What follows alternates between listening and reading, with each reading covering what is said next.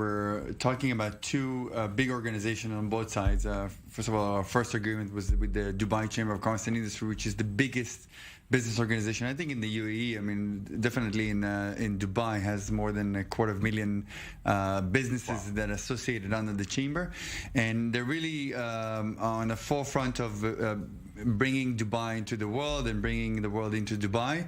I think it was an important agreement because it creates bridges between the business community. There's a lot of hype, there's a lot of unknown, a lot of uncertainty in terms of how to do business, how to approach this market. A lot of businesses, and I think both chambers kind of realized that very early, that there's a lot of interest, but there a lot of misunderstanding of how you're doing business there, and vice versa.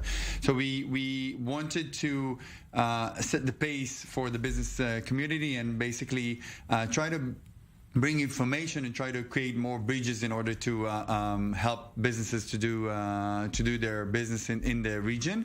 Also, there are two other agreements that we have signed. One with the two of them with the free trade zones, the two largest free trade zones. So let's talk about those. What do these mean for Israeli businesses who want to perform business, right, and what are free trade zones? You know, yeah, well, I think they exist in many places around the world, true, not here in Israel. So they're part of the unique model of what the UAE is, basically creating this zero tax regime where you can trade with more than 2 billion people.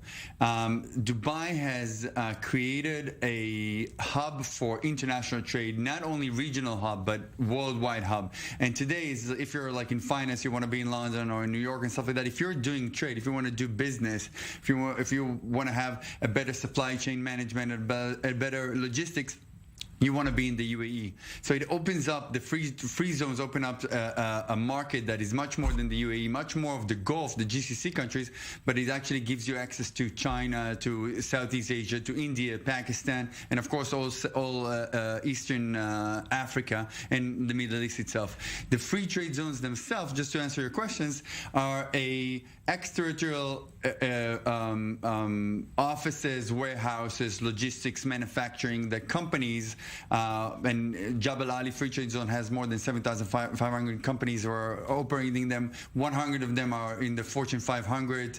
You have Daimler, PepsiCo, all the big names who are already operating there, and they are doing the forefront of their logistics there and supply chains there, and this is how they basically work in this area and in the larger area of the region. And with these new agreements in place, really briefly, just to conclude, Israeli businesses can now open offices there or entities there without a local partner, correct? Yeah, 100%. I mean, there's two ways of basically, in general, doing business there. And in the free trade zone, it's a way that you can get 100% ownership on your company and no taxes, and you can do that through us, and we will connect you with the free trade zones. Okay. Zeev Lavie, thank you very much for coming into our studio, and congratulations on signing those new agreements with the UAE.